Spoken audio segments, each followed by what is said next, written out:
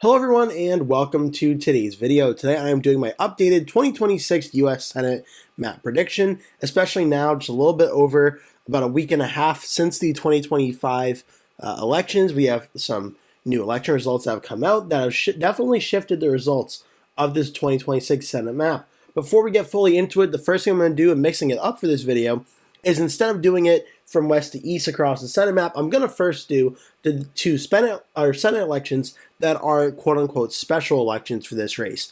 These are going to be in the states of Florida and the state of Ohio. Now, these two elections are up due to the fact that the former Senator J.D. Vance of Ohio was obviously President Trump's vice president, and Marco Rubio, the former Senator of Florida, is now President Trump's Secretary of State. So there are two Republican incumbents appointed, Ashley Moody in Florida and Jon Husted in Ohio, and I'm going to go over those races first. So I'll start with Florida with Ashley Moody. She got appointed, obviously, and she's running most likely against either Jennifer Jenkins or Hector Mujica, two Democratic candidates. Nothing really too much to go off of there. Not much polling's been done in this race so far, but Florida's been a very reliably red state. The Senate election in 2024 went for Rick Scott with about 13 points, and in 2022, Marco Rubio won by about 16.4% against Val Demings. So it's possible that I think a lot of states will probably trend to the left in 2026, but I don't think Florida is going to be one of those states. I think we see Ashley Moody hold on and win Florida and do so by an over 15-point margin when everything is said and done. Now, Ohio is a state that I am fully expecting to be very competitive. We just saw in the 2024 Senate map where Democrat Sherrod Brown, the incumbent, faced off against Bernie Moreno, the Republican challenger, and what ended up being a very close race of Moreno winning by 3.6%. Now, in this election, it's going to be flipped. This time around, the Republican is Jon Husted, the appointed U.S. Senator, former Lieutenant Governor of the state of Ohio, and this time around, he's going to be facing off against Sherrod Brown as the Democratic challenger in this race. First time in a very long time that Sherrod Brown is now going to be the challenger. I'm expecting this race to be very, very close. The recent elections in 2025 certainly have shaken how much reliably red I think this seat is going to be. I think this is going to be very close. I do think on paper Jon Husted is a stronger candidate for the Republicans than Bernie Moreno is. I think he'll have a better time at winning over independents. But I think given the added surge of being a Democratic midterm year, the generic vote of congressional vote right now, last time I checked, I do believe it was right around a 4-point lead for the Democrats. 4.5% now lead for the Democrats. Certainly the Democrats are going to have the advantage in this midterm. I think it's going to make this very, very close. I do still think Jon Husted holds on in the lean Republican category of in between 1% and 5%, but certainly Ohio is going to be within striking distance in this very close race. So that's how I think Florida and Ohio are going to go. Now the rest I'm going to go through are the states that I view as safe, meaning I expect both parties will win them by more than 15%. First, I'll go through the Democratic states, where I think in the state of Oregon with Democratic Senator Jeff Merkley, I expect that will be a safe win for the Democrats. Colorado is an interesting state because the election results recently have been likely, but in 2022, Michael Bennet won by 14.6%. In 2020, John Hickenlooper won by 9.3%, but it was against the Republican incumbent senator. So ultimately, for how I have this going, I do think Colorado has been trending blue a lot, and I think we're going to see it end up going safe for the Democrats. Now, some other safe Democratic states, there aren't a ton, but Illinois, I expect, will ultimately be a safe state. I'm also expecting a more than 15-point victory for the Democrats in Delaware. Cory Booker in New Jersey. I mean, the governor's race certainly was very close, about a 14-point win, so very close to being safe. Cory Booker, I think, is going to win by more than 15 points. Rhode Island will be safe, and Massachusetts, I also expect, will be safe for the Democrats, getting them to 41 seats.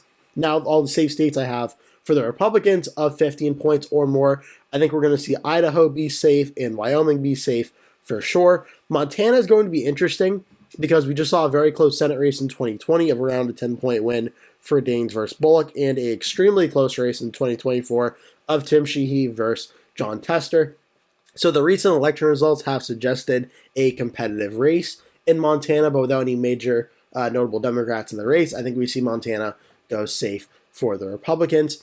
I think South Dakota starts out as safe. I think Kansas starts out as a 15-point safe victory. Oklahoma as well. Alaska, Texas, I think are certainly going to be a lot more competitive. Arkansas will be safe. Louisiana will be safe. Interesting to see if Bill Cassidy will be able to survive a primary challenge there, but in terms of Republicans winning, should be by more than 15 points. Mississippi, I think, will be safe, as well as Alabama. Tennessee will be safe. Kentucky, I think, will be safe as well with Mitch McConnell retiring, but if Andy Beshear changed his mind and jumped into that race, it would be competitive, but as of right now, would be a safe win. West Virginia, I think, would also be safe for the Republicans. And so far, that's going to be it for all the 100% safe states. Now, there are a few states I'm going to put in the likely category, which is in between 5 to 15%. But these are states I think are going to be just a bit like a hair under that 15-point margin. And one of these states for sure, for me, is the state of South Carolina with Lindsey Graham. And this one's not going to be too different than what we saw in 2020, where I ended up going to Lindsey Graham by about 10.3% against the Democrat Harrison. And South Carolina is a pretty reliably red state. At the presidential level, voted for Donald Trump by about 18 points. But I think Lindsey Graham certainly has a lot of popularity issues, certainly more so than his fellow Senator Tim Scott, who won by 26 points, that I think a lot of voters are going to get out and vote against Lindsey Graham, so much so that he still wins, but he's going to win by a smaller margin than the over 15 point that a lot of other Republicans will be doing. Mark Warner in Virginia. We just saw Abigail Spanberger win by about 15 points, a little bit more in Virginia, but that was also in a governor's race against Winsome Earl-Sears, so it's possible he wins by more than 15 points, but I think it's just going to be a little bit under of around 14 to 14.5%, but would not be shocked to see this one exceed 15% one bit there. Next, we're going to go to the state of New Mexico. I'm expecting a likely Democratic win here as well. I believe for Ben Ray Lujan, I believe, is up in this race. He won by 6 points last time around, but I think we're going to see New Mexico trend to the Democrats in 2026 in the added Democratic midterm year. That'll bring the Democrats up to 43. The next Senate race I have right now as likely is Alaska with Dan Sullivan. Now, this is an interesting one because if Mary Peltola, the former U.S. Congresswoman, decides to jump in, I think this race could get very, very close, and we may see it go down to like Ohio's level of being a lean Republican seat. But I think Alaska for right now, with Sullivan, would start out as likely for the Republicans. He did win it by about 12.7 last time. But again, that race could get very close very, very quickly if Peltola jumps in. Next, we're going to go to the state of Iowa, where Joni Ernst is retiring. Looks like Ashley Hinson, the Republican representative, is going to be the Republican candidate. Lots of Democrats are running in this race on the Democratic side. In Iowa, from Bob Kraus, you have Josh Turek, Zach Walz, Richard Schurzan, Nathan Sage. So lots of Democrats running in this race, but I think we're going to see Ashley Hinson end up winning it here. Iowa's been a very red trending state as well, voting for Ernst only by 6.5% in 2020, but Trump winning the state by 13 points in 2024. I think that one's ultimately going to be a likely Republican win. Another likely Republican seat not too far, we're going to go to the state of Minnesota, where this is going to be an open race as well with Tina Smith retiring, but I think we're going to see it go in the Democrat category by a likely margin. Though the presidential level was only a lean Democratic margin in 2024, at the Senate level in 2024 was actually a safe win for Amy Klobuchar, but in 2020 we saw Tina Smith win it by about 5.2% in that race, with a lot of vote splitting to be fair, but I think we're going to see a win of a likely Democratic margin in Minnesota. We do have a few more likely states as well, but these ones are certainly on the lower side, I think, of being likely than on the higher side, starting with the state of Nebraska, where it's going to be the Republican Pete Ricketts facing off against the independent Dan Osborne. Now, independent versus Republican is tricky because we just saw a very close election in Nebraska in 2024, where Deb Fischer, the Republican, only defeated Dan Osborne by 6.7%. So Osborne, being the candidate, certainly brings a lot of legitimacy to this race. Now, Ricketts won against the Democrat by 25.2%. He's not going to have the advantage of running against a Democrat this time around, though. So I think this race is going to be competitive. I also think Pete Ricketts is a better candidate than Deb Fischer and probably will not take Osborne's candidacy for granted as much. So I expect this race is going to be very close. But right now, I think we're going to see Pete Ricketts win by probably a likely margin of 5 to 15 points. Next, we're going to go to the state of Texas, where Republican Senator John Cornyn is up for re-election. I currently have it as likely for the Republican senator. Now, this race is fascinating in terms of who's going to win the Republican primary and potentially Democratic primary, as you already have some very big names running for this race in John Cornyn, Wesley Hunt, and Ken Paxton. So a very competitive Republican primary is underway. And a Democratic one is also underway with Colin Allred and James Talarico facing off, and potentially, as of December 8th, 2025, is the rumored date, Jasmine Crockett could potentially be entering that race as well. So Texas can get very entertaining and very exciting to watch for very quickly. But for now, I think the state remains as a likely Republican state. Certainly, that's been the electoral track record, with Cruz winning by 8.4 or 8.5% in 2024. Cornyn won by about 9.6 in 2020. I think that's where Texas remains for right now. Next state that I have as likely at this current point in time is the state of New Hampshire, which I currently have as likely for the Democrats. Now, this is going to be a closer race than initially expected due to the fact, even though Jeanne Shaheen is retiring, that former Republican senator and brother of former Governor Chris Sununu, John E. Sununu, is running. He's going to be a very strong Republican candidate and make this race a lot closer. He'll be facing off against Democrat U.S. Representative Chris Pappas in what's going to be a very close race. And honestly, it's a good sign for the Republicans, considering their past record in New Hampshire has not been all that strong recently. In 2022, Maggie Hassan defeated the Republican Don Bolduc by 9.1%. In 2020, Jeanne Shaheen won her race by 15.6%.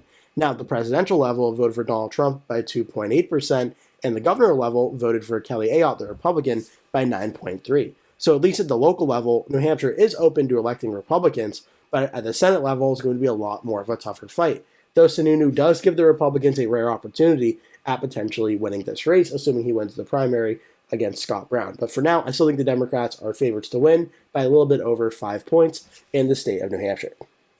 With that, Democrats are at 45 seats, Republicans are at 51, and we come down to the 4 remaining seats that I have as the main toss-ups at this current point in time in Maine, Michigan, North Carolina, and Georgia.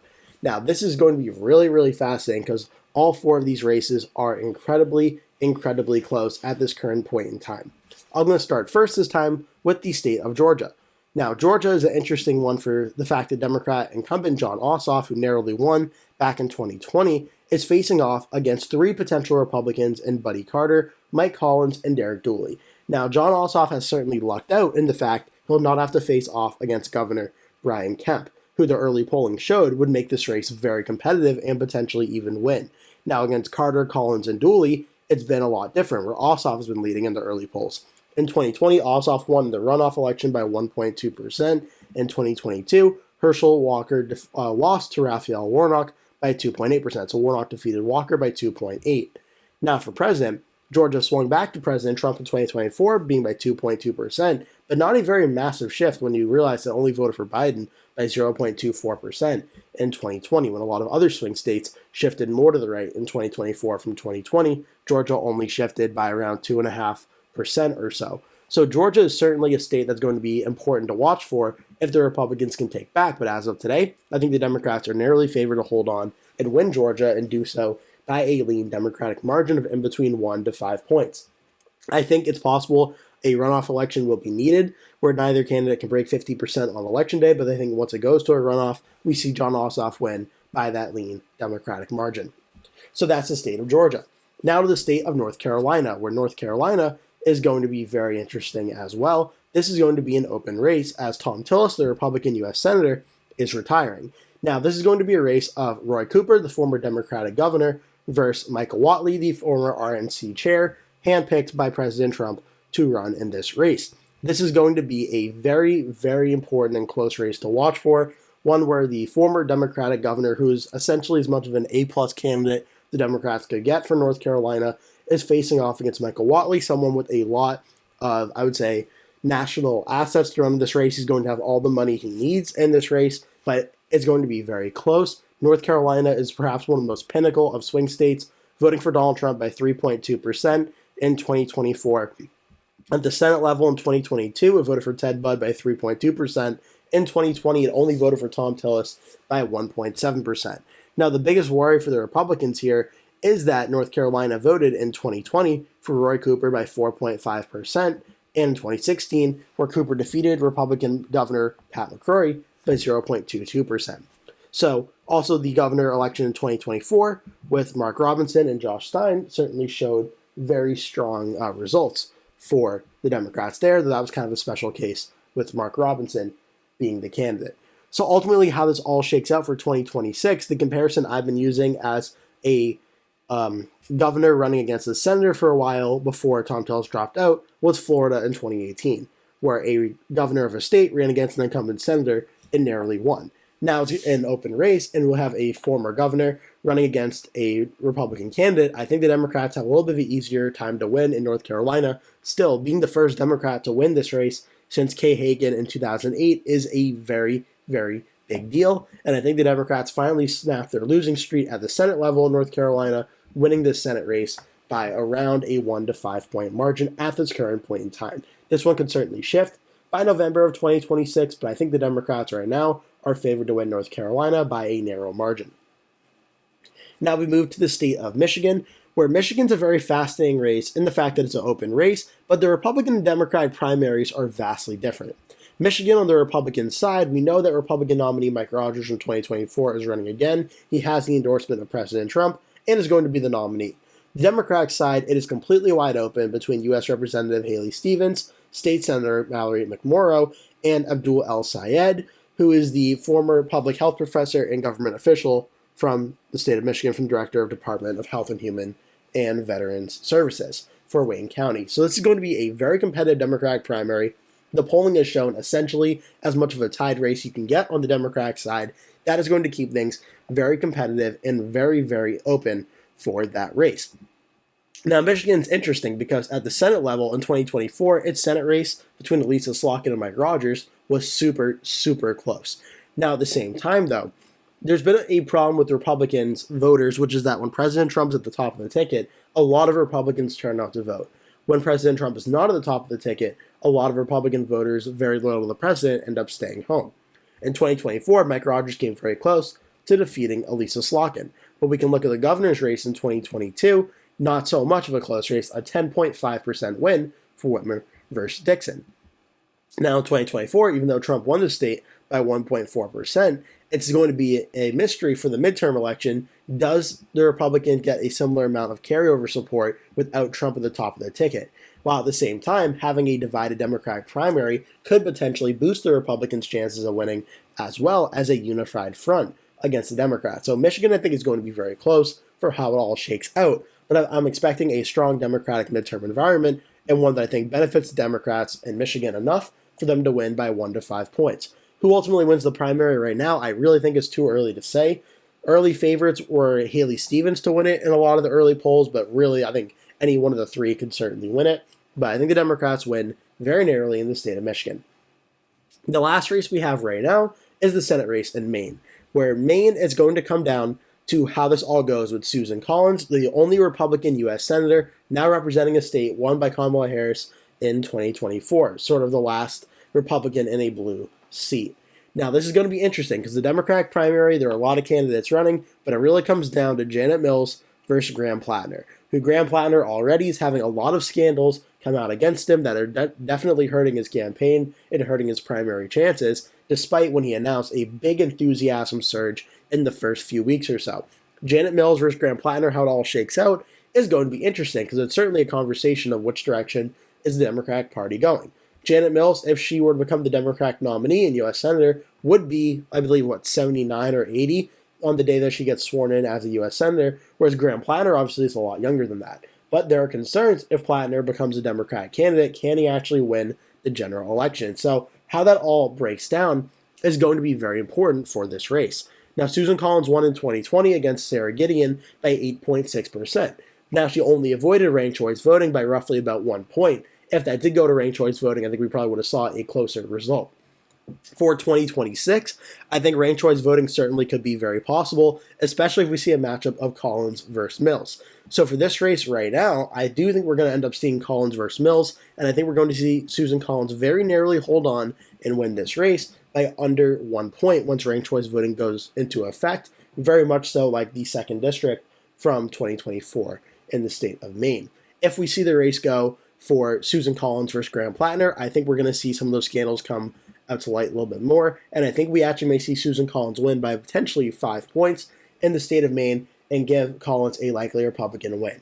But for Mills versus Collins, I think it's going to be a lot closer. I think Collins very narrowly holds on, but I think it's going to be by under 1 point, And like with North Carolina, I think that's one that certainly we could be talking about a year from now, November of 2026. That could be a lot closer. So ultimately, how I have the map today, Republicans I have favored in 52 Senate seats, Democrats favored in 48. I think this is going to be a very close midterm elections, one where the Democrats are poised to pick up a handful of Senate seats after the very strong performances they had in 2025. Hello everyone and welcome to today's video. Today I'm going over the 2026 governor's elections map, obviously in the 2026 midterms, now just about a week over the 2025 elections where Democrats did much better than expected according to the polling. New Jersey, Mikey Sherrill winning by over 14 points almost, Abigail Spanberger by about 15 points, and Zohran Mamdani elected mayor of New York City. Democrats had a exceptional night, and how could that all translate into the 2026 governor's map? In today's video, I'm doing my updated prediction for the 2026 governor's map after the 2025 elections have just taken place. So without further ado, we're going to start with the states that I'm considering safe for the respective parties, starting with the state of Oregon, which I have characterized as safe for the Democrats. Tina Kotek, the Democrat candidate, is eligible to run for re-election. She has not yet stated if she will or not, but she is eligible, and I fully expect Oregon will be a safe win for the Democrat. There are a handful of Republicans running in this race already, including Christine Drazan, the Republican from last time, but Oregon I expect to be a more than 15-point victory when everything is said and done. Now, California I also expect to be safe for the Democrats. Just to be clear, safe means more than a 15-point margin of victory when everything is said and done. Now, California is going to be an interesting race as Gavin Newsom, the Democratic incumbent governor, is term limited and cannot seek another term. And this is going to be a complete wide open race between which are the top two candidates to advance to the general election. So notable names include Antonio Villaraigosa, Katie Porter as two notable Democrats, Steve Hilton and Chad Bianco as two notable Republicans. This could be a very close and fascinating race to watch for in the first round to see who advances. Then once it goes to the general election, whether it's one Democrat, one Republican, or two Democrats, however it ends up, fully expect the Democrats are going to win that race and win that race by a safe margin. The state of Hawaii as well. This is going to be Democratic Governor Josh Green, and we are 100% going to be seeing a safe Democratic win out of Hawaii. Definitely no doubt on that one.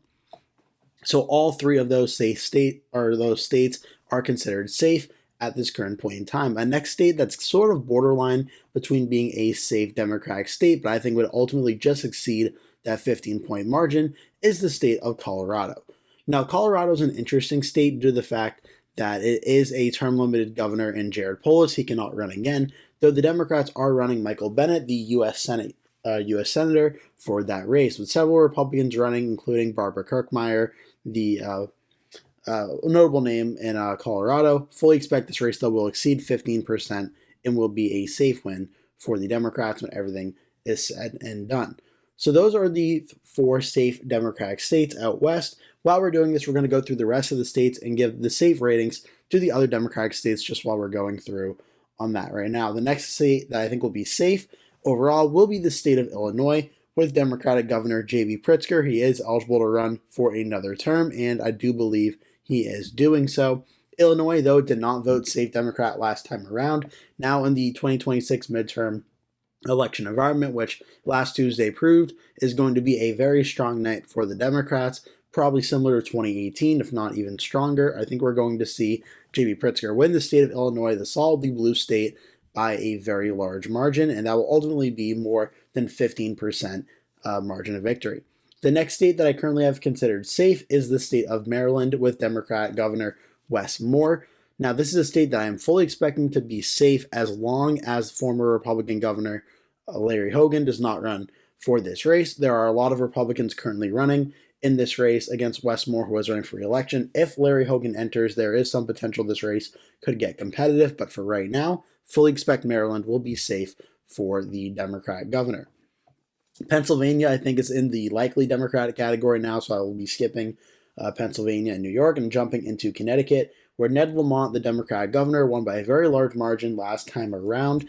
I do believe he is officially announced, or not yet officially announced, or he is running again, that it was announced a few days ago. Right now, the most notable Republican in this race is Ryan Fazio. This is going to be a race that I think the Democrat in a blue wave year is going to win by a larger margin than usual. I think we see Connecticut ultimately go above 15 points and safe for the Democrat.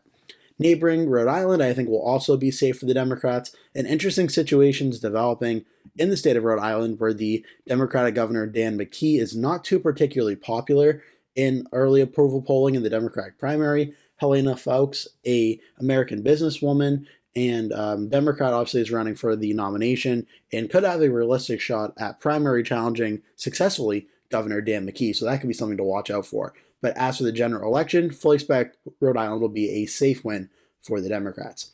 Next up, we have Massachusetts. Massachusetts, if Charlie Baker were running, would be a competitive race, but without a notable Republican that's super well known like Baker, defeating the Democratic incumbent Maura Healey is going to be very difficult, especially with a lot of opinion polls in the state showing her with pretty high approval ratings. There are a few Republicans running in Massachusetts, and Mike Keneally, Mike Minogue, and Brian Shortsleeve, but Maura Healey should win by over 15 points relatively handedly in this race. And I think that's going to do it for all the races that are currently considered safe for the Democrats. So overall, the Democrats win 9 governor's races 100% by safe margins. There are definitely going to be a lot of races for the Democrats as well that are considered likely. Now we're going to go through all the states that I currently have considered as safe for the GOP. Idaho, I currently have safe for the Republicans. Idaho, this is going to be Republican Governor Brad Little. He has not yet made his intentions known, but this is going to be a safe state without a doubt. The state of Wyoming, I also have as being a safe state for the Republican. In Wyoming, this is going to be Republican Governor Mark Gordon. He is term limited, so it's going to be an open race between 3 Republicans running, including Eric Barlow, but I fully expect this will be a red state. South Dakota with Larry Roden. His intent is not yet known for this race. There are Terry Roden, John Hanson, Dusty Johnson running in the primary, so that could be a very competitive Republican primary. But as for the general, I think we see South Dakota go safe for the Republicans. In the state of Nebraska, we see here, I do believe Nebraska is going to be safe for the Republicans as Dan Osborne's running for Senate and not running for governor. Jim Pellin, the incumbent running again, should not really have too much of a problem at winning that race by a safe Republican margin. Kansas is definitely not considered safe for me at this current point in time. The state of Oklahoma, however, I do think will be a safe state for the GOP. This is an open race with Kevin Stitt being term limited, and this is a very competitive Republican primary underway between Kenter Drummond, Chip Keating, Mike Mazzei, Charles McCall, lots of Republicans running in this race. So this could be a very fascinating race to see how that all shakes out to face off against Cindy Munson, the Democrat Oklahoma House of Representatives member. This should be a very interesting race, though overall, I think is going to end up being safe for the Republicans when everything is said and done. In the state of Arkansas, Sarah Huckabee Sanders, the former White House press secretary under President Trump, fully expect the Arkansas governor's race, which was safe last time, going to be safe again for 2026. So Arkansas goes safe. Iowa, Minnesota, Wisconsin, Michigan, Ohio, none of them are safe, but Tennessee, the state of Tennessee, is going to be a safe win for the GOP. This is going to be more than 15 points for Bill Lee, who is term limited. Lots of Democrats and Republicans running, most notably the U.S. Senator Marsha Blackburn is running in this race. She'll probably win this primary, and she'll probably be the next governor of the state of Tennessee. Neighboring Tennessee, we have Alabama, where Tommy Tuberville, the U.S. Senator, is also running in this Senate race. He may potentially, I just did a video on this coming out tomorrow, he may potentially be facing off in Alabama, against former Democratic Senator Doug Jones. There is some potential that could be going on. If that does, that could make the race more competitive than maybe it usually would be, but I still think Alabama starts out in the safe category. Florida is an interesting one because the early polling thus far have not yet shown it being a safe race, so it certainly could be safe, but I'm going to leave it out of the safe column for now. South Carolina is in kind of a similar situation, but overall, I think we're going to see South Carolina be a little bit less competitive at the general election level compared to perhaps even Florida, where at the Republican level, the Republican primary is brutal. Alan Wilson, Ralph Norman, Nancy Mace, Josh Kimbrell, Pam Evitt, all facing off in that primary. Jermaine Johnson seems to have the Democratic primary essentially on lock. This is going to be a very competitive Republican primary, but one I think the Republicans won in the general by a pretty handy margin. Now, the only other Republican state that I think is safe for the GOP comes with an asterisk, and that is Republican governor of Vermont, Phil Scott. Now, what's special about Phil Scott is he is a very liberal Republican, often breaking with the Republicans and with President Trump and the national Republicans. Essentially, in any other state, in any other Republican state, he'd essentially be a Democrat, which is what makes him so popular in the very blue state of Vermont. He has not yet made his intent known if he's running again or not. If he does, that will be a safe Republican state. So for now, I'll leave it as safe for the GOP until he decides that he is or is not running. So for all the safe states right now, I have Republicans favored to win 10, Democrats favored to win 9, with still 17 seats to go. Now, there are quite a number of seats that are right around being safe, but are narrowly in the likely category. Likely is going to be in between a 5-point and a 15-point margin of victory. Now, the first one I'm going to start with, since we're up in the Northeast, I went west to east, we're going to go east to west this time, is the state of Maine, which I have starting out in the likely Democratic category. Now, Maine's an interesting state because it votes at the presidential level, for instance, for Donald Trump here. It voted by about 7 points for Kamala Harris over Donald Trump, which is also a likely Democratic category. And in the last governor election, Janet Mills defeated Paul LePage, the former Republican governor, by about 13.2%.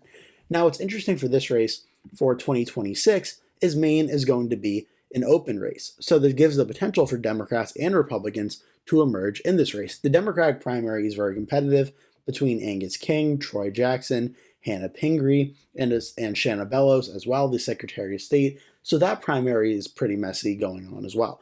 On the Republicans, there are several Republicans running in that race as well, including a member of the Bush family, Jonathan S. Bush. So this race has the potential to get pretty competitive really quickly and also be closer now that there's not the incumbent Janet Mills running. She is term limited. She is running for U.S. Senate, though. So I think this race starts out in the likely category for the Democrats, but one that I wouldn't be shocked too much to see potentially get competitive when everything is said and done.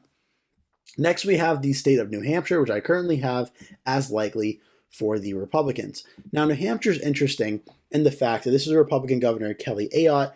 The only two Democrats that have expressed interest in running are John Kuiper and Tom Sherman, who was a past nominee from back, I believe, in 2022.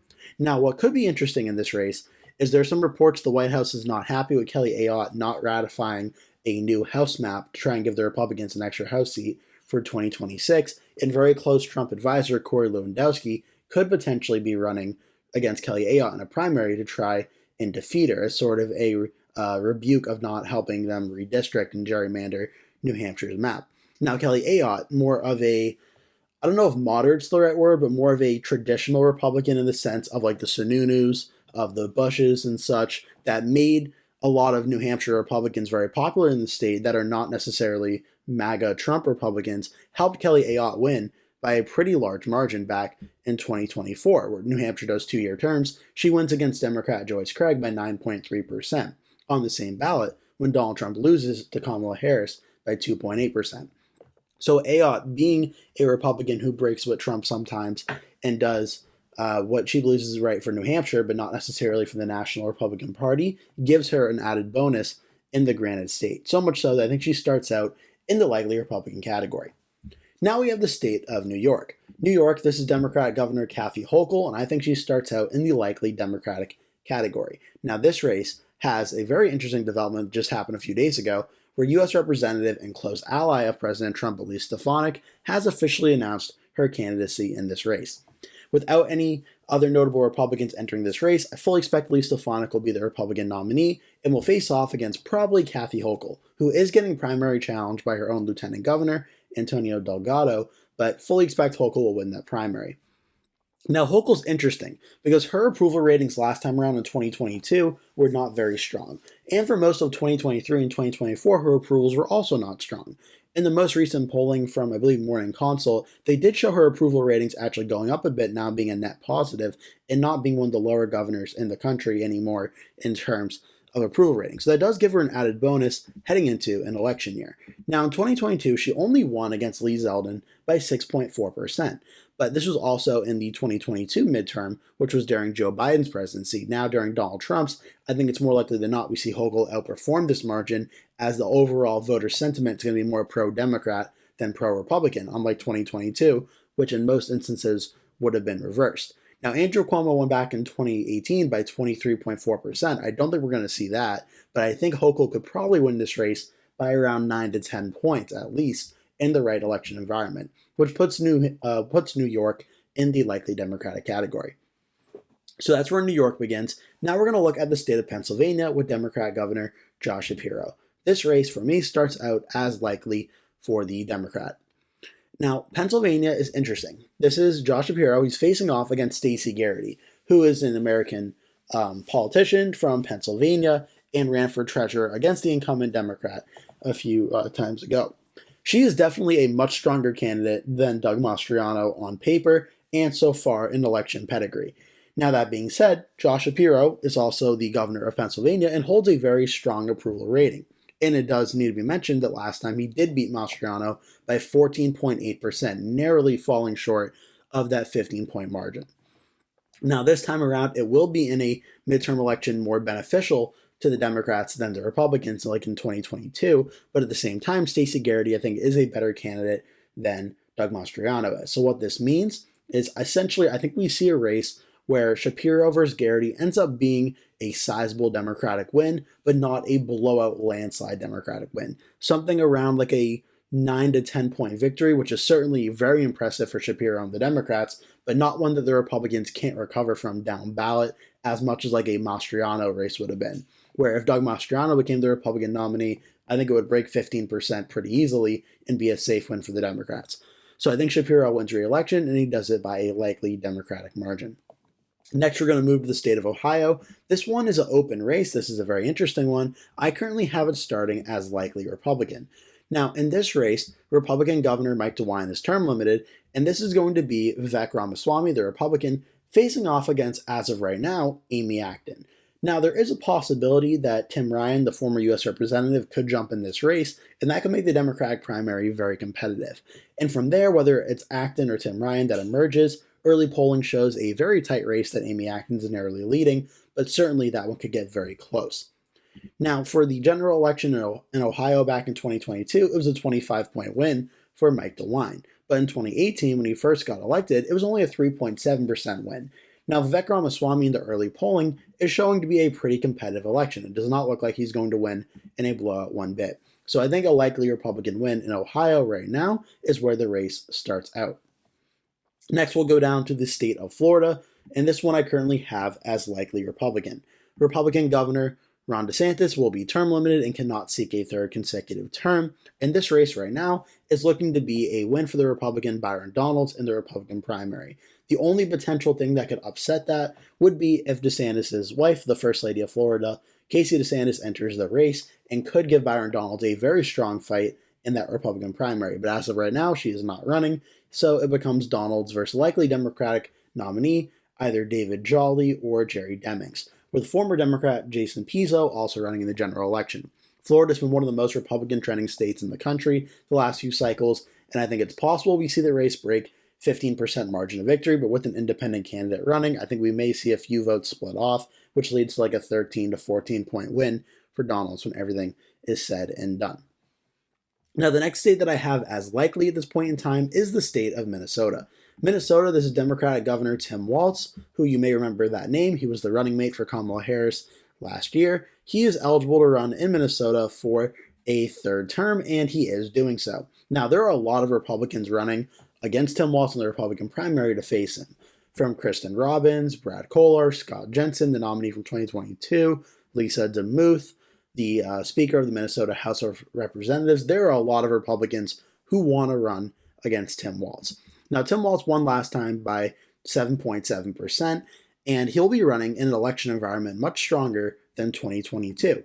Now, at the same time, he did just run for vice president, and usually after running for vice president and running again for re-election, it sort of hurts the pedigree in the state a little bit, knowing that essentially you try to run for national office even though you're the governor of the state. It doesn't always work out that way, but sometimes it has. As for Tim Walz, though, I don't think he's in any real danger of losing this race, especially in a Democratic midterm. So I think a likely Democratic win is where Tim Walz starts out at right now. Iowa is close to being in the likely category, but I'm going to leave it and put it in lean. The next state that I would put likely right now is the state of Texas with Greg Abbott. Greg Abbott just announced today, actually, that he is running again for a fourth term, and he'll be facing off against likely Democratic nominee Gina Hinojosa. The only thing that could change that is if Beto O'Rourke decides to run, but right now, Abbott versus Hinojosa seems to be the likely matchup. We saw an election in 2022 of Abbott winning by around 11 points, and even in a Democratic midterm, I think we'd see Greg Abbott win by a pretty sizable margin in the state of Texas. So Texas goes red. One of the biggest and most notable flips of the night starts out in the state of Kansas, where this one goes likely for the Republicans. Kansas is currently held by Democratic governor of the state, Laura Kelly. She is term limited and cannot seek another term. Now, two Democrats that are running are super notable in Ethan Corson and Cindy Hochler, but Republicans seem to be the ones on track to win this race. The question is going to be who wins the Republican primary, whether it's Scott Schwab, Vicky Schmidt, Charlotte O'Hara, Ty Masterson, or Jeff Collier. There are a lot of notable Republicans running in the state, but once they get to the general, I'm expecting them to win. Now, Laura Kelly won by 2.2% in 2022, and in 2018, she won by 5 points, but they're also against a weak Republican candidate, Chris Kobach, in 2018. And in 2022, against Derek Schmidt, the Republican, it was a very close race, but she ultimately won by 2 points. Now, in an open race, I think we see a margin more similar to what 2014 was, where the Republican won. Sam Brownback was very unpopular by 3.7. I think we see the Republicans expand on that margin with the Republican candidate not as scandal-plagued and win by over 5 or in between 5 and 15 points. So that's Kansas. Next, we have the state of New Mexico, which I have as likely for the Democrats. This is also going to be an open race. In the state of New Mexico, as Michelle Lujan Grisham is term limited, Democrats have a competitive primary underway between Sam Bregman, who, fun fact, is the father of MLB player Alex Bregman, who was just recently with the Boston Red Sox and played for the Astros for a while, so that's pretty interesting. Deb Haaland is also running in this race as a Democrat, and Ken Gishima is running. Republicans Greg Hull and Steve DeLanier are running in this race as well. New Mexico is an interesting state that has been competitive at times. The last governor's race was Michelle Lujan Grisham by only 6.4% over Mark Ronchetti. So based on how 2022 went, and even in 2018, where it was 14.4%, it's been two likely elections in a row. So there is a little bit of a window for this race to be competitive, but certainly I think the Democrats are favored to win that race, whichever Democrat emerges from the primary. So for now, I have New Mexico starting out as likely Democrat. Now, the last likely state that we have is the state of Alaska. Alaska is a fascinating race because depending on which candidate runs could make all the difference. Right now, the way the race is shaping up, there are a lot of Republicans running, but it seems like Nancy Dahlstrom, the lieutenant governor, starts out as the favorite in the Republican primary. As for the Democrat, right now, Tom Begich, who is a member of the Begich family that you see pretty much be on the ballot every single election in the state of Alaska, is running. The one domino in this race that could really change things is if former Representative Mary Peltola decides to enter the governor's race. The reports have gone back and forth as whether she's considering a run for governor or senator. If she runs for governor, I think this race becomes one of the very closest in the country, especially in a 2026 midterm election environment. Now, the Republican governor, Mike Dunleavy, who was term limited, won by 26 points in 2022, after 2018, where he won by 7 points against a different Begich and Mark Begich. So we just saw an election of a Republican versus Begich in 2018, a Democratic midterm being a likely Republican win. Before that, it was an independent, Bill Walker, defeating the Republican governor, Parnell. Alaska is a very interesting state and kind of a wonky state at the governor level. It's not a solid GOP state compared to its presidential level sometimes. It could be an interesting state at the governor level. So I have it as likely Republican, but that's certainly one I'm keeping an eye out for very, very closely. Now, with that, Republicans have 16 seats, Democrats 14. The last 6 that are remaining are the main toss-up governor's races I personally am paying a lot of close attention to for 2026. Nevada, Arizona, Georgia, Iowa, Wisconsin, and Michigan. Now, I expect all of these 6 races to be ultimately decided on election night in between the lean and tilt rankings, which is anywhere from 0 all the way up to 5% margin of victory, and lean specifically in between 1 and 5%. I don't have any races currently being a 1-point ranking. That has changed from my last ranking, but I do think 1 to 5 and lean is where a lot of these races are going to fall. The one I am most confident in right now is the state of Iowa, where I have it currently as lean Republican. This is an open race with Kim Reynolds, the Republican incumbent, not running again, and that actually, I think, may potentially be giving the Republicans a stronger chance in this race with her not running. U.S. Representative Randy Feenstra is seen as the likely Republican candidate to win the primary, and he'll be facing off against Democrat Rob Sand, who, from all intents and purposes, as the only statewide elected Democrat, is essentially as close to an A-plus candidate the Democrats can get in the state of Iowa. Now, Iowa has also been one of the most Republican trending states in the United States, like Florida. But in 2018, the last time there was a Democratic midterm, the governor's election was super, super close, with Kim Reynolds only winning by 2.7% against the Democratic candidate. Considering Rob Sand is an even stronger Democratic candidate, I think this gives the Democrats a real opportunity at winning this race. Now, in 2022, though, Kim Reynolds did win re-election by 18.5%. So ultimately, I think we're going to see this race fall somewhere in between the 2018 one, but more on the side of it being very close than it being an overall blowout. So for this race, I started out as lean Republican around the 4 to 5 point range, but this is certainly one I'm keeping an eye out for as being a potentially very competitive race. Now we have the state of Wisconsin. Wisconsin is going to be very interesting due to the fact that this is an open race with Tony Evers, the Democrat, retiring. He was eligible to run for another term, but he's chosen not to. Right now, it looks like Republicans are going to nominate Tom Tiffany, the U.S. representative, to be the Republican nominee. And in all intents and purposes for the Republicans, he is a pretty strong candidate. The Democrats have several Democrats that are currently running. The most notable right now is Sarah Rodriguez, who is the lieutenant governor of Wisconsin. Rodriguez versus Tom Tiffany is shaping up to be a very close, exciting matchup and one of the closest in the United States. Wisconsin, like how I said, some of these states are trending red, some are trending blue. Wisconsin is about as 50-50 as a state as you could possibly expect. In 2022, Evers won by 3.4% over the Republican Tim Michels. In 2018, it went blue for Evers over Scott Walker, the Republican incumbent, by 1.1%. At the presidential level, it just voted for Donald Trump by only 0.86% of the vote. The main hiccup for the GOP here is Wisconsin and some of these other Midwestern states do very well when President Trump is on the ballot, and Republicans seem to falter a little bit when Donald Trump is not on the ballot. So with the election environment and with Trump not being on the ballot, I think the state of Wisconsin starts out in the lean Democratic category, but certainly as a state, I would not be shocked one bit to see the GOP winning, but I think the Democrats are favored for right now. Next, we have the state of Michigan. Michigan's going to be a very interesting one, as this is Democrat Governor Gretchen Whitmer, who won very strongly in 2022. But this is an open race, and one where there's an independent candidate, Mike Duggan, the mayor of Detroit, running and taking a very sizable amount of the vote away. And most polling has him at 20 to 25%, taking up a very large number, facing off likely against Democrat Jocelyn Benson and Republican John James in this race.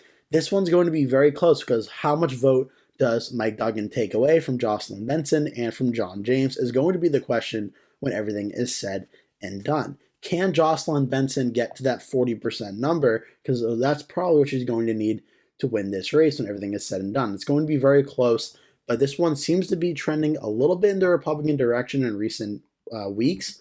But I do think the Democrats still nearly favored to hold on. But this is one that I'm very unsure of because that third-party vote getting such a high percentage really could make this race really competitive. And depending on which party gains support to Mike Duggan and loses support for their candidate, could potentially cause a very interesting wrinkle in this race. But for now, I think the Democrats nearly hold on and win the state of Michigan. Now, the state of Georgia. Georgia, this is Governor Brian Kemp. He is going to be term limited here. Oh, actually, I just realized I did not show you the results. Michigan, the governor's race in 2022 was a 10.5% win for Whitmer, and 2018 it was a 9.6%. So, but I think with the vote splitting and the third-party vote is going to be a lot closer this time around. Now, for Georgia, Brian Kemp won against Stacey Abrams by 7.5% in 2022. In 2018, he won against Stacey Abrams by only 1.4%. 2018, I think, is the type of race I'm expecting for Georgia for 2026. Now, a lot of Democrats and Republicans are running. Right now, the notable Republicans are Burt Jones, who has the endorsement of Donald Trump, Chris Carr, and Brad Raffensperger. The Democrats right now, several notable Democrats running. The leading candidate in the early polling shows Keisha Lance Bottoms, the former mayor of Atlanta, as the leading Democratic candidate right now. So I'm predicting currently a Burt Jones versus Keisha Lance Bottoms election, and what I'm expecting to be one of the closest races out there of the 2026 midterms, potentially maybe even the closest governor's race when everything is said and done. Given how Georgia's voted at the presidential level, where it narrowly swung back to Donald Trump in 2024, winning it by 2.2, but voting for Joe Biden in 2020 by 0.24, I think it's really setting up for a close race. It does seem at the state level to have a little bit more GOP friendliness than at the national level, so I think the GOP holds on and wins Georgia by the lean Republican margin of 1-5, but that is going to be a very, very close race I'm eagerly watching.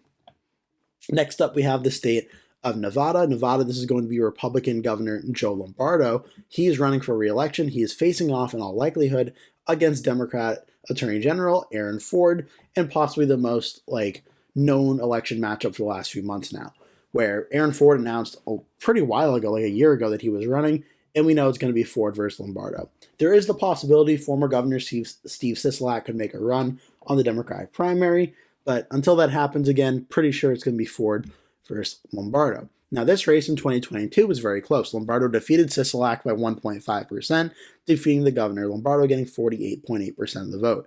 Now, in a Democratic midterm, where the Democratic enthusiasm could be very high, there's a real potential here that Lombardo could actually lose this race. Right now, given where his approval ratings are standing, I think we see Joe Lombardo narrowly hold on and win by under 5. But I think there's a real possibility we could see this race potentially go to the Democrats, especially if everything breaks towards them in the final weeks of the campaign, like 2025 seemed to have with President Trump and the government shutdown and everything in that regard.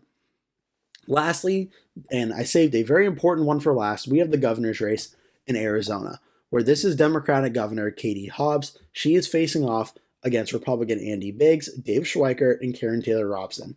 This is going to be a brutal Republican primary.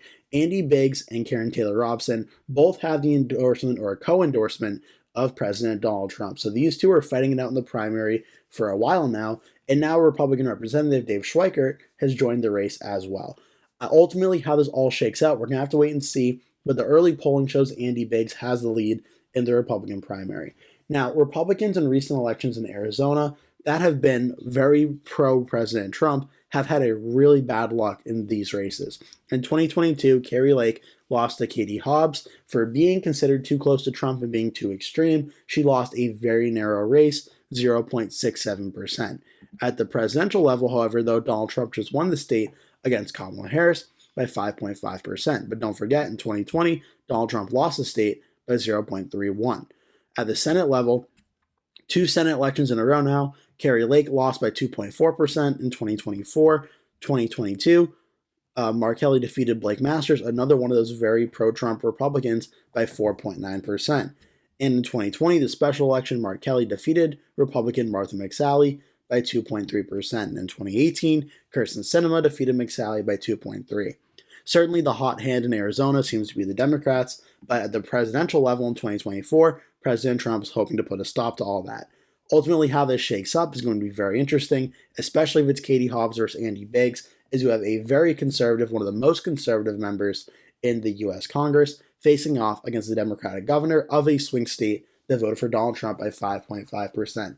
What that leads to is right around a 1.5 to 2 point victory at this current point in time for the Democratic governor, Katie Hobbs, a race that in my past predictions at the start of the year I had flipping to the GOP. I think Katie Hobbs right now is nearly favored to hold on and win, and I think the election environment is going to be a big reason why, and voter turnout in Maricopa County being high for the Democrats and independents could potentially save Katie Hobbs from being reelected governor or losing a very close election. So Arizona, definitely very close one to keep an eye out for as well. So with that, my updated 2026 governor election maps prediction following the 2025 elections is Democrats with 17, Republicans with 19, with a lot of very, very close races to watch for. Hello everyone and welcome to today's video. Today I'm looking at the 2026 US House elections and doing my first 2026 House map prediction after the 2025 elections have just taken place now almost a week ago, about 6 days ago. So obviously, we saw the Democrats do very well in Virginia, New Jersey, New York City, but also around the country in special elections like in Pennsylvania and Georgia as well. So I'm doing the predictions now on the 2026 map to reflect how I think things are going to go. Now, first things first, there are a few very important factors that play into how this election overall could go. Like with the 2025 elections, a large one could potentially be the approval rating of the incumbent president. Donald Trump at this current point in time is at the lowest approval rating for his second term at 42.9% approved to 54.2% disapprove. Now, this can obviously change a lot over the next year, but he's currently at negative 11.3%, which could have played a pretty decently large part in why Democrats did so well on election night about a week ago.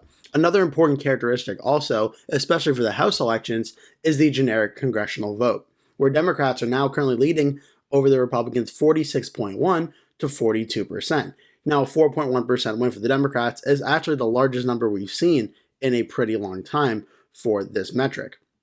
The only closest one that we got was around August, where Democrats are up 3.9. Now, overall, it's been decently competitive, around 1 to 2 points or so throughout most of October. Now, coinciding with the elections, on the same date, fell to Democrat 3.6. Now it's Democrats up 4.1. Just to give you an idea of what that means and what that statistic's important, Democrats leading by 4.1. In the 2024 House map overall, Republicans won by about 2.8%.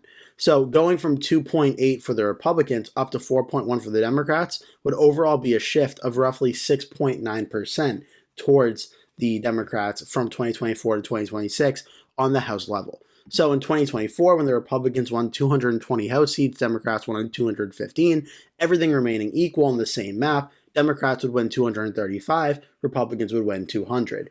Now, obviously, that's not going to be the case for 2026, as there are factors that are more important than just the generic vote, but also the Republicans in a lot of states and Democrats now in some states have redrawn their congressional maps to try and give their parties a little bit of an added boost at winning these elections. So I'm going to go through today's video, go through each state, how I think ultimately it's looking like right now. And this is probably going to be the most Democratic advantage House video I've done to this date after how well the Democrats did on last Tuesday. As for Alabama, pretty much everything's going to remain the way it is. Pretty solidly red, solidly blue districts. I know there is the question of will the Voting Rights Act lawsuit that the Supreme Court is supposed to hear at some point next year, if that's overturned, that can give the Republicans a lot more seats, but obviously that's just hypothetical speculation at this current point in time. Can't really account for that in today's video, but Alabama would remain the way it is. Alaska, unless Mary Peltola decides to make a run for this race, which it sounds like she's leaning more towards running for either Senate or governor, then for House, Nick Begich will probably hold on and keep Alaska red. Arizona is where the first test is going to be for the Democrats. Right now, I think given how these races went in 2024, we can go to Arizona here. Arizona won voted for the Republican Dave Schweiker by 3.8% last time. Now, he is not running again. He is running for, I believe it's governor in the Republican primary, so that's going to be an open race. And Juan Ciscomani won by 2.5% in 2024. Given the shift rating from the last time around, both of these would fall into the lean Democratic category. And seeing as one of them is going to be an open race, I think it's a little bit more likely that we could see Arizona 1 narrowly flip to the Democrats. I could certainly see both of these races staying red, but I think ultimately 1 and 6 are going to be very narrow flips for the Democrats after what we saw in the 2025 elections. So that's Arizona. Arkansas is going to remain all GOP as it currently is. California is going to be very fascinating as they just redrew their map. They're already guaranteeing a few flips. California 1, held by Doug LaMalfa, is now a Democratic flip. Kevin Kiley, California 3, is now a guaranteed Democratic flip.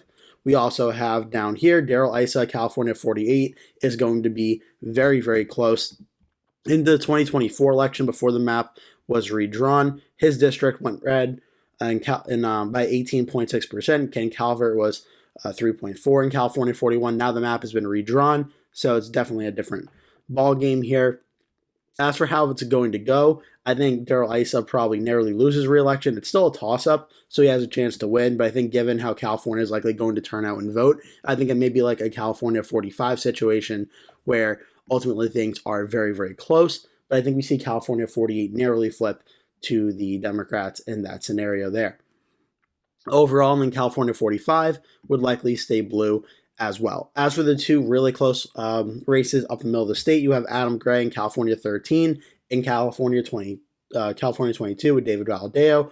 Both of these are going to be very competitive, but they were redrawn to give the Democrats a stronger chance of winning. And with the 2026 election environment of being roughly a 7-point swing for the Democrats, a 4-point victory, I think we'd see both of these narrowly flip for the Democrats, giving only the Republicans roughly about, I think, 4 seats in California, 1, 2, 3, 4, after the redistricting effort of California Proposition 50. So that put the Democrats up at 210, Republicans at 211. Colorado is going to be very interesting. I think California 4 stays red with Lauren Boebert, but I think it falls down into likely Republican. Now for Colorado 8, with Gabe Evans, this was super close in 2024, only voting red by roughly 0.73%. So given the swing from 2024 to 2026, we can expect this district is going to be one of the first seats that if the Democrats win back the House, Colorado 8 is probably going to be a big reason why. Now, 2 races that I think are going to be a little bit under the radar are Colorado 5 with Jeff Crank and Colorado 3 with Jeff Hurd. In 2024, Crank won Colorado 5 by 13.8. I think that one's likely to stay in the GOP hands, but Hurd only won Colorado 3 by roughly 5 points. So I think that one could potentially get very close as well. And in a better election environment, based on how the map trended, it actually has that race nearly flipping to the Democratic side if everything remains the same in that one. So this one's going to be very close to watch in Colorado 3. I think it very narrowly stays in the lean GOP category of under 5 points, but that could certainly be a very important one to watch for on election night. But Lauren Boebert falling under 15 points, even in a redder district, I think could potentially happen as well. So that's Colorado. Connecticut's going to remain all solid for the Democrats. The 5th district may be under 15 points, but I think that one will stay blue for sure. Delaware at large with Sarah McBride will stay blue. Florida is going to be interesting because I do think Florida will ultimately redraw their congressional map. Ron DeSantis has said multiple times that he wants to, but based on the current congressional map of Florida, which until that changes, I'm not going to change the map at this current point in time, but based on the current map, I think it's pretty much going to remain the way it is. Anna Paulina Luna and Darren Soto and Jared Moskowitz are the only competitive districts in this current map that could potentially go one way or the other, but in a blue wave election, I think Moskowitz holds on, I think Soto holds on, but I also think Anna Paulina Luna holds on as that district 4 to 13 has trended more in the GOP direction in recent election cycles. So I think Florida remains the way it is for now.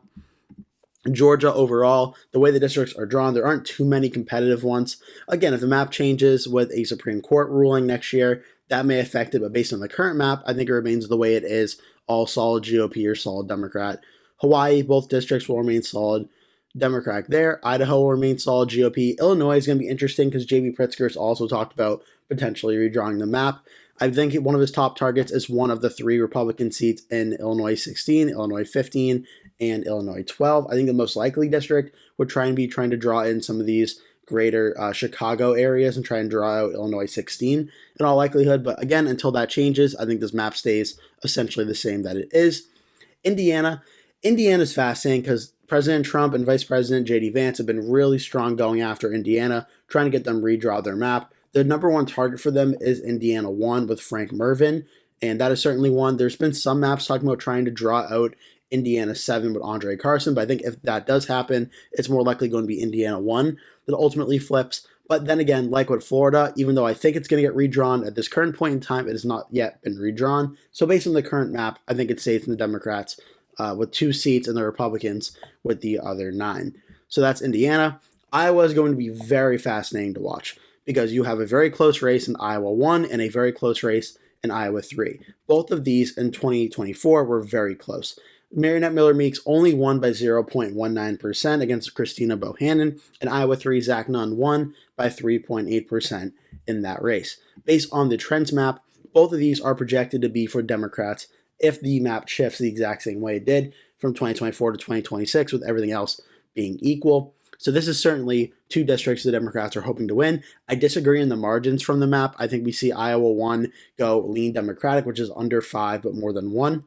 Whereas Iowa 3, Zach Nunn is running again. President Trump convinced him not to run for governor and to run for re-election, and that may ultimately keep the seat red. But if the Democrats have a blue enough wave, coupled with Rob Sand being at the top of the ticket, I think we may possibly see Iowa 3 narrowly go into the tilt Democratic category.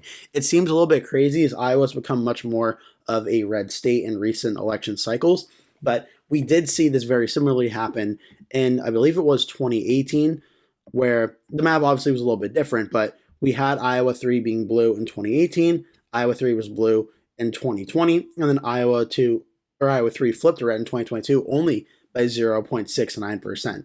So it's always a very close district, and I could certainly am seeing this one ultimately flipping these two seats for the Democrats. But I think the GOP holds Iowa 2 and Iowa 4, even though both incumbents are not running for re-election. One's running for Senate, one's running for governor. So that's Iowa. Kansas, the effort by the Republicans to redraw its congressional map in Kansas 3 seems to essentially be dead in the water, so the Democrats should be holding on to that third district no matter what. Whether I believe Sherry Davids is now going to run for re-election now that the seat will not be drawn out, but she could still potentially run for governor. But even then, I think we're going to see this race ultimately remain in Democratic hands. Kentucky, the only competitive race is the 6th district with Andy Barr. This one in 2024 was the 26-point victory, so I don't think we're going to see too much of a competitive race there. The only one to keep an eye out for is the Republican primary in Kentucky 4 with Thomas Massie. President Trump's trying to primary him out, so that could be a very interesting situation there.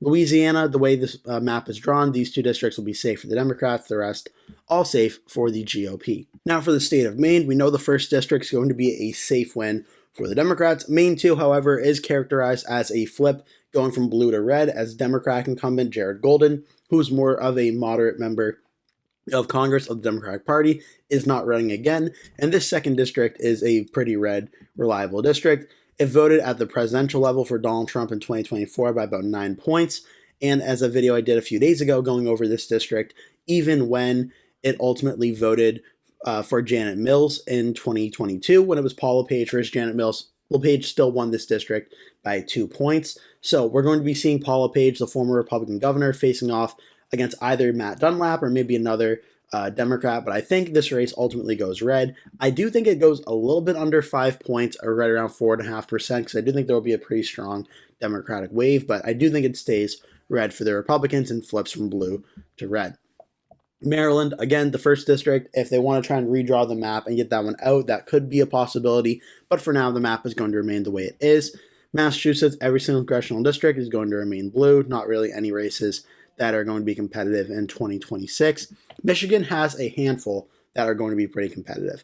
2 being Michigan 7 with Tom Barrett and Michigan 10 with John James.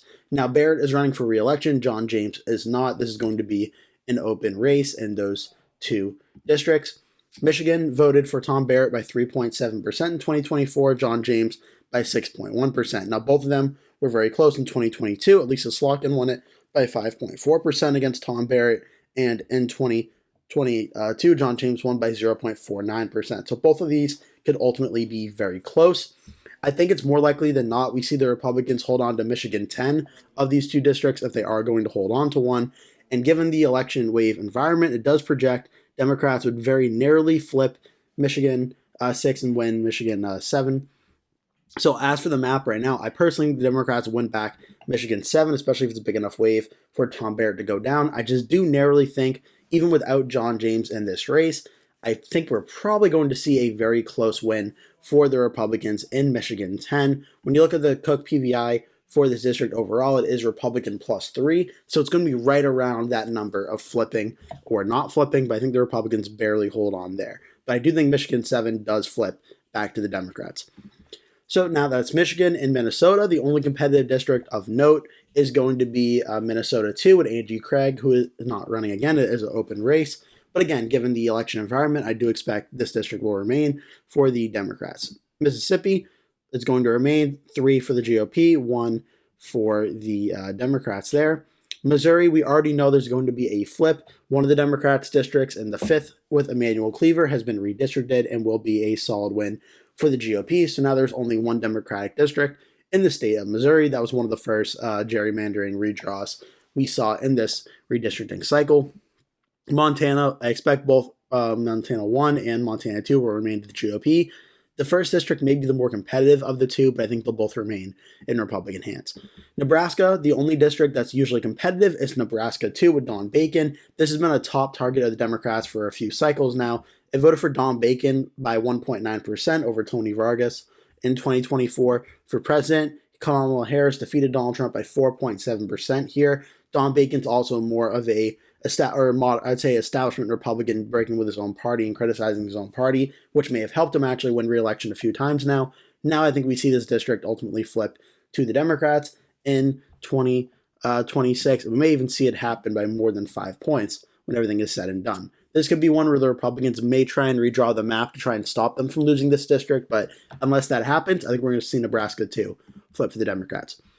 Nevada, when they redrew their map, they did it with in mind with them having about 3 districts that were going to be pretty solid for the Democrats and 1 pretty much guaranteed for the GOP, and I think we're going to see that happen again. I don't see how Susie Lee in Nevada 3 loses in 2026 with the election environment after the 2025 elections. I think we see all 3 of those districts continue to vote for the Democratic candidates. New Hampshire could be a little bit interesting that Chris Pappas is retiring and is running for U.S. Senate. So the first race in the first district is open.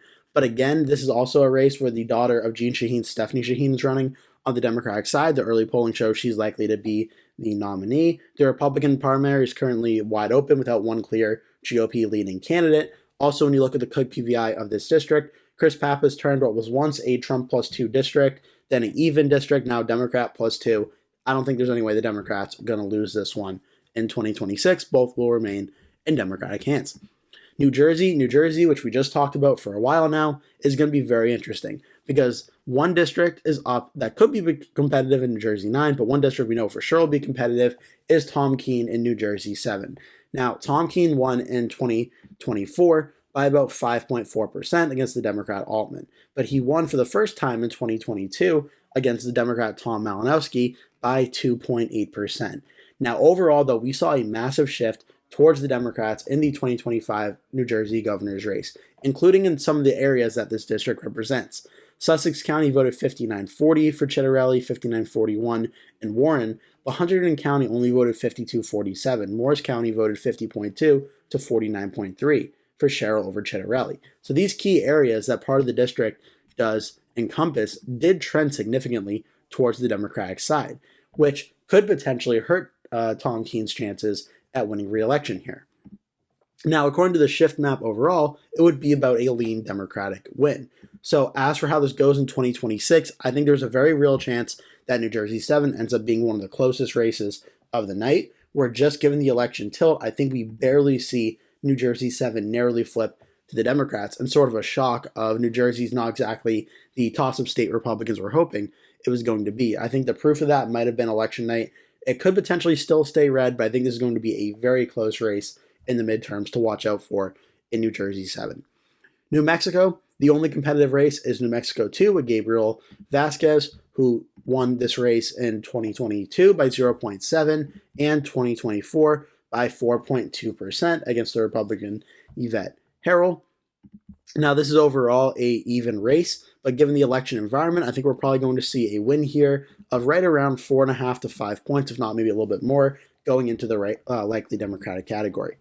New York's going to be interesting. As for upstate New York, I don't think too much changes. I think we see Josh Riley narrowly hold on, maybe expand his margins a little bit from the last election. Mike Lawler's interesting because he could potentially be in trouble. He might not be, though. He won by 6.3%. He also is more on the moderate end of the Republican Party. Overall, the projections would have him barely losing in 2026, so Lawler could be a potential target of the Democrats to try and win there. But I think I'm going to very narrowly have Lawler hold on there by under 1 point and win that one. As for New York City overall and Long Island, New York City will pretty much remain the way it is. Long Island, though, you have some close races in New York 3 and New York 4 with Laura Gillen. I think they both remain with the Democrats, but that could potentially be very close, especially if the map gets redrawn.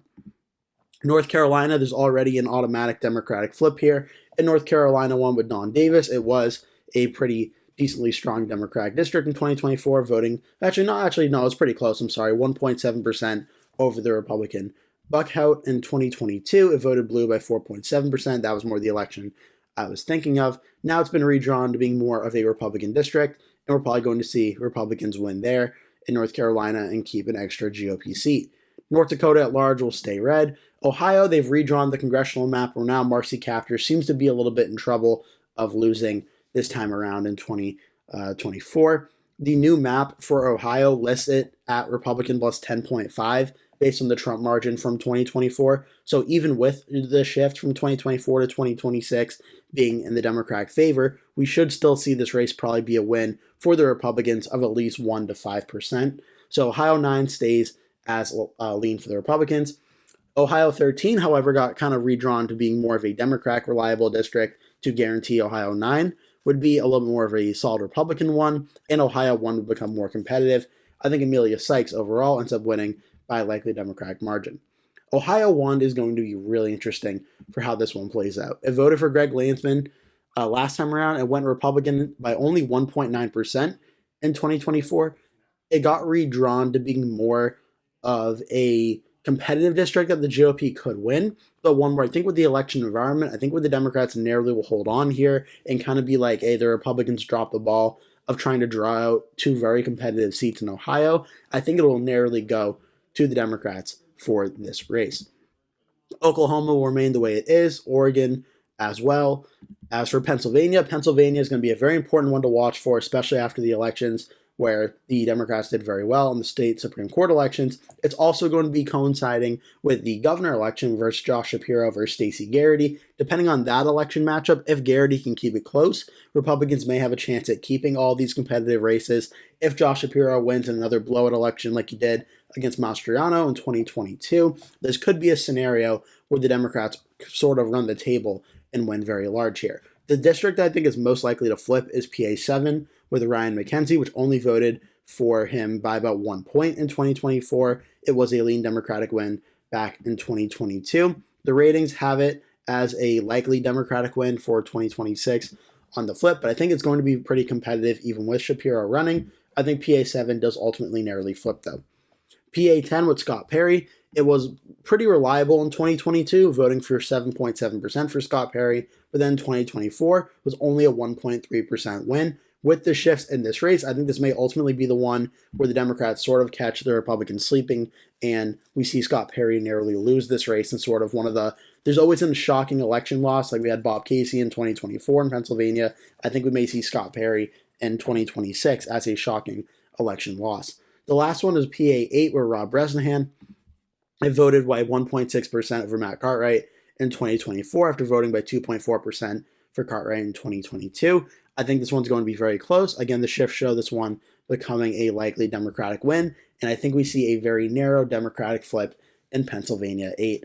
This would bring the Democrats up to 221, Republicans still at 210. We still have a few more to go over. Rhode Island will remain the same. South Carolina will remain the same. South Dakota remains. Tennessee remains. Texas is going to be interesting because they did redraw their congressional map. They drew out quite a handful of Democratic seats here. You can look in the Dallas area, where I do believe they did draw out one Democrat. Let's see if we can find it here. Yes, Texas 32, Julie Johnson's district has been drawn out.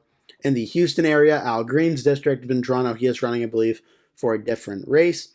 So that district has been drawn out as well. And then in the Central Texas area, the districts have been drawn out as well. Texas 35 is now drawn differently, and there's going to be a few Republican flips here. So also we have a very competitive race in Texas 34. Vicente Gonzalez now lean for the GOP, and Texas 28 for Henry Cuellar, where he won in that old district in 2024 by about 5.6%. So I think it's going to be a tough race, but kind of like with Ohio, where the Republicans may potentially still lose the race given the election environment, I think we see Henry Cuellar overall nearly hold on and win by under 1 point. Utah, it looks like the Republicans avoided any legal issues there with redrawing their map, and the 4th district still remains red for the GOP, so they should be all right in that one. Vermont is going to be blue. Virginia, we just talked about New Jersey, now it's Virginia's turn. Virginia also has chatter recently of potentially redrawing their congressional map before 2026. If they do redraw their congressional map, for sure their top 2 targets are going to be Virginia 2 with Jen Kiggins and Virginia 1 with Rob Whitman. Now, it's possible they could try and redraw the map a certain way and really utilize the Northern Virginia, DC suburbs, and maybe try and draw out Ben Cline in Virginia 6 or maybe John McGuire in Virginia 5. But based on the current map right now, Jen Kagan's Virginia 2 is certainly the Democrats' top target. Overall, Virginia 2 voted by 3.8% for Kagan's in 2024 after beating Elaine Aloria by 3.4% in 2022.